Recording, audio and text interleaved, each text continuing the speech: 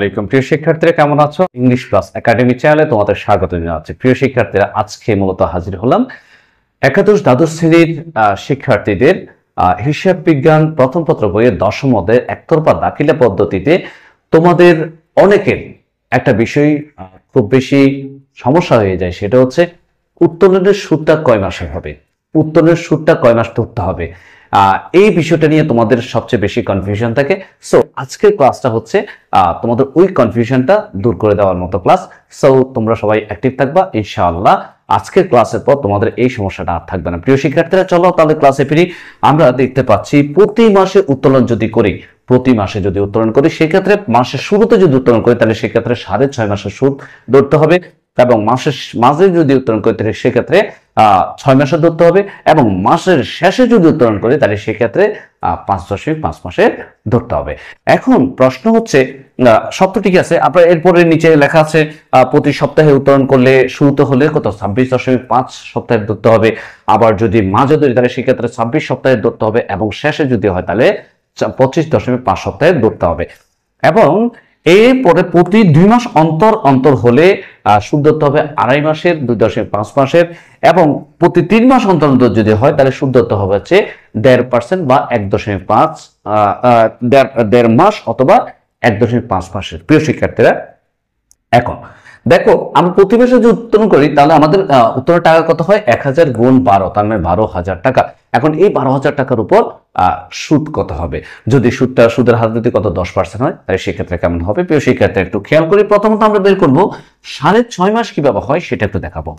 প্রিয় শিক্ষার্থীরা, একটু দেখো বিষয়টা। যদি আমরা জানুয়ারি মাসে উত্তোলন করি, তাহলে জানুয়ারি মাসের শুরুতে যদি উত্তোলন করি, আমরা জানুয়ারি থেকে শুরু করে ডিসেম্বর পর্যন্ত 12টা মাস সুদের জন্য উপযুক্ত হয়ে যায়। সো আমি এখানে 12 লিখলাম যোগ। এরপর হচ্ছে যদি ফেব্রুয়ারিতে উত্তোলন করি তাহলে স্বাভাবিকভাবে সুদ কত মাসের হবে? 11 মাসের। তাহলে আমি 11 মাস দিলাম। এরপর হচ্ছে আবার যেটা মার্চে করব সেটার জন্য 10 মাসের সুদ, এপ্রিলের জন্য হচ্ছে 9 মাসের সুদ। এইভাবে পর্যায়ক্রমে চলবে। আমরা একটু দেখব সেটা হচ্ছে কত পাচ্ছি, 5 যোগ 4 যোগ 3 যোগ 2 যোগ 1, ওকে, ডিভাইড বাই 12।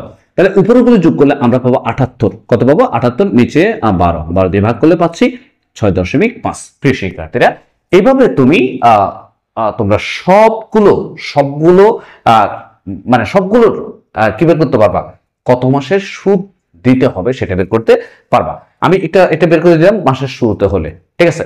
আচ্ছা, এবার যদি বিষয়টা এমন হয় যে মাসের মাঝে কি করলাম, উত্তোলন করলাম, তাহলে সেক্ষেত্রে কেমন হবে? যদি মাসের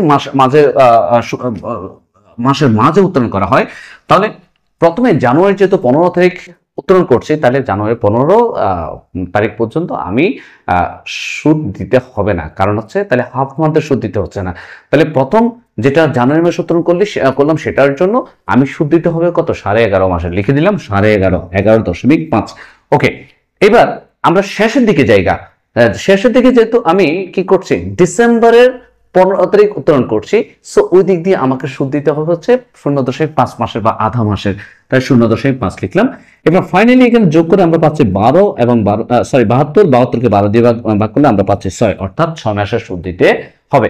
একইভাবে যদি আমরা মাসের শেষে হয় তাহলে সেক্ষেত্রে আমরা জানুয়ারি মাসের কোনো সুদ দিতে হচ্ছে না, জানুয়ারি মাসের সুদ দিতে হচ্ছে না, এবং এদিকে আমরা জানুয়ারি মাসের সুদ দিতে হচ্ছে না স্বাভাবিকভাবে। আবার ওদিকে কিসের, ডিসেম্বরেরও সুদ দিতে হচ্ছে না। কেন বলো? কারণ ডিসেম্বর মাসে তো আমি মাসের শেষেই কি করেছি, উত্তোলন করেছি, তাহলে ওখানে তো আমার সুদের দরকার নাই। ওকে, তো ফাইনালি এখানে আমরা যোগ করলে যেটা পাবো সেটা হচ্ছে আমরা সম্ভবত কত, 11, 20, 30 আর 15 হচ্ছে 45, 45 এর 11 হচ্ছে 45, 11, তাহলে 5, 56, 56, 4 হচ্ছে 58, 58 আর 5 হচ্ছে কত, 63, ঠিক আছে, 63, 63 কিনা আমরা একটু ক্লিয়ার হই, 12 ইন্টু 5.5, তাহলে পাচ্ছি 5.5, ওকে, 5 12 60,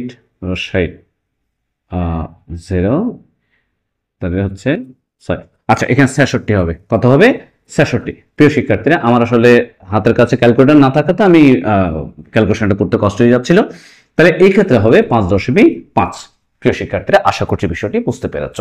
এবার যদি তোমরা আমাকে প্রশ্ন করো, সেটা হচ্ছে একটু প্রতি 2 মাস অন্তর অন্তর হলে সেক্ষেত্রে 2.5 মাস সেটা একটু প্রমাণ করে দেন, আমি সেটাও দিব, সমস্যা নেই।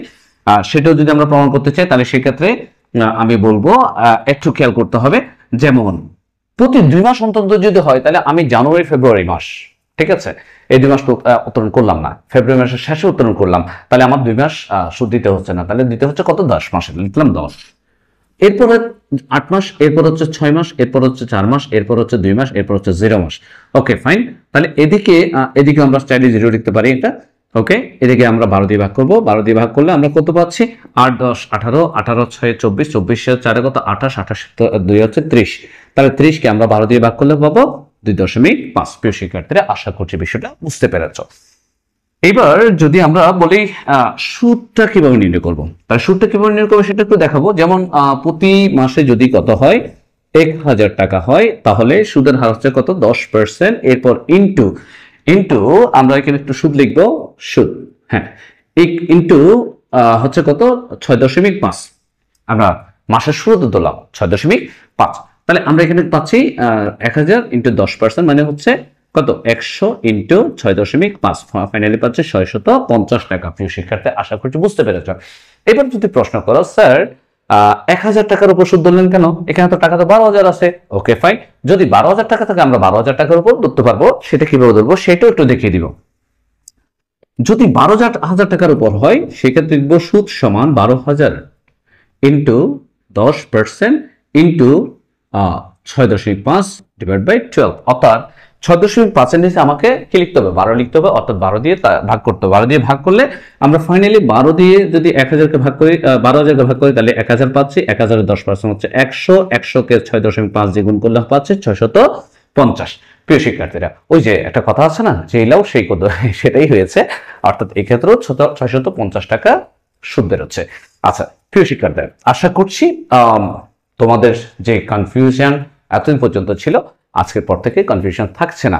প্রিয় শিক্ষার্থীরা, আর একটা গুরুত্বপূর্ণ মেসেজ হচ্ছে একতরফা দাখিলা পদ্ধতি, এখান থেকে একটা অঙ্ক অবশ্যই পরীক্ষাতে আসবে। সো এই চ্যাপ্টারের উপর ভালো করে প্রিপারেশন নিবা, ইনশাআল্লাহ তোমাদের পরীক্ষা ভালো হোক এটা প্রত্যাশা করছি। এবং সাথে সাথে আমি আরো 3 থেকে 4টা গাণিতিক সমস্যা নিয়ে আসবো এই চ্যাপ্টারের উপর। আশা করছি ওই গাণিতিক সমস্যাগুলো সমাধানের পর বা ক্লাসগুলো দেখার পর তোমার একতরফা দাখিলা পদ্ধতি নিয়ে আর কোনো কনফিউশন থাকবে না। আশা করছি খুব শীঘ্রই তোমাদের সাথে আবার দেখা হয়ে যাচ্ছে গাণিতিক সমস্যার ক্লাস নিয়ে। সে পর্যন্ত সবাই ভালো থাকবে, সুস্থ থাকবে। আসসালামু আলাইকুম ওয়া রাহমাতুল্লাহ।